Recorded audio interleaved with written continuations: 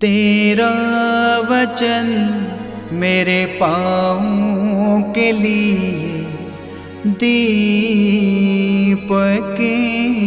है और मेरे मार्ग का उजियाला है। तेरा वचन मेरे पाँवों के लिए दीपक है।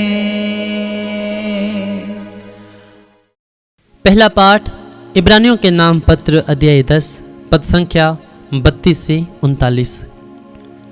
उन बीते दिनों को याद कीजिए जब आप लोग ज्योति मिलने के तुरंत बाद दुखों के घोर संघर्ष का सामना करते हुए दृढ़ बने रहे। आप लोगों में कुछ को सबों के सामने अपमान और अत्याचार सहना पड़ा और दूसरे इनके साथ पूरी सहानुभूति दिखलाते रहे।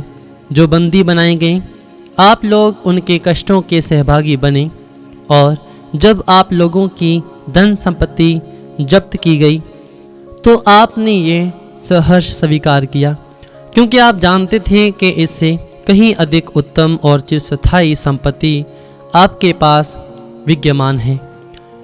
इसलिए आप लोग अपना भरोसा नहीं छोड़िए, इसका पुरस्कार महान है। आप लोगों को धैर्य की आवश्यकता है जिससे ईश्वर की इच्छा पूरी करने के बाद आपको वह मिल जाए जिसकी प्रतिज्ञा ईश्वर कर चुका है, क्योंकि धर्म ग्रंथ ये कहता है जो आने वाला है वह थोड़े ही समय बाद आएगा, वह देर नहीं करेगा। मेरा धार्मिक भक्त अपने विश्वास के कारण जीवन प्राप्त करेगा, किंतु यदि कोई पीछे हट जाए तो मैं उस पर प्रसन्न नहीं होऊंगा। हम उन लोगों में से नहीं हैं जो हटने के कारण नष्ट हो जाते हैं, बल्कि हम उन लोगों में से हैं जो अपने विश्वास द्वारा जीवन प्राप्त करते हैं। यह प्रभु की वाणी है। ईश्वर को धन्यवाद। भजन अनुवाक्य। प्रभु धर्मियों का उद्धार करता है। अनुवाक्य। प्रभु धर्मियों का उद्धार करता है।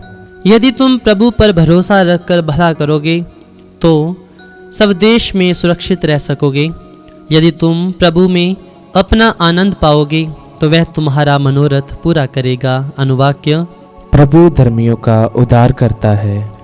प्रभु को अपना जीवन अर्पित करो, उस पर भरोसा रखो और वह तुम्हारी रक्षा करेगा। तुम्हारी धार्मिकता उषा की तरह चमकेगी, तुम्हारा न्याय दिन के प्रकाश की तरह प्रकट हो जाएगा। अनुवाक्य। प्रभु धर्मियों का उद्धार करता है। प्रभु मनुष्यों का पथ प्रदर्शन करता और अपने कृपा पात्र को संभालता है। वह मनुष्य ठोकर खाने पर भी नहीं गिरता, क्योंकि प्रभु उसका हाथ पकड़ता है। अनुवाक्य। प्रभु धर्मियों का उद्धार करता है। प्रभु धर्मियों का उद्धार करता और संकट के समय उनकी रक्षा करता है। प्रभु उनकी सहायता करता है और उन्हें बचाता है। वे प्रभु का आश्रय पाकर सुरक्षित रहते हैं। अनुवाक्य। प्रभु धर्मियों का उद्धार करता है। जय घोष हालेलुया। अनुवाक्य। हालेलुया। हे पिता, हे स्वर्ग और पृथ्वी के प्रभु, मैं तेरी स्तुति करता हूँ क्योंकि तूने राज्य के रहस्यों को मेरे बच्चों के लिए प्रकट किया है। अनुवाक्य। हालेलुया। संत मार्कुस रचित पवित्र सुसमाचार अध्याय 4 पद संख्या 26 से 34।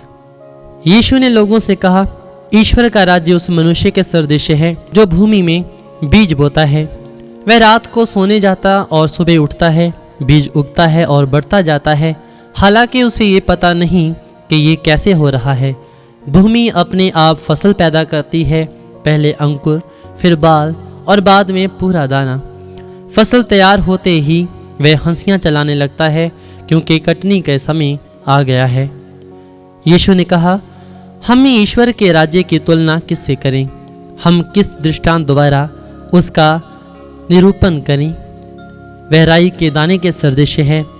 मिट्टी में बोआ जाते समय वह दुनिया भर का सबसे छोटा दाना है, परंतु बाद में बढ़ते बढ़ते वह सब पौधों से बड़ा हो जाता है और उसमें इतनी बड़ी बड़ी डालियां निकलती हैं कि आकाश के पंछी आकर उसकी छाया में बसेरा कर सकते हैं।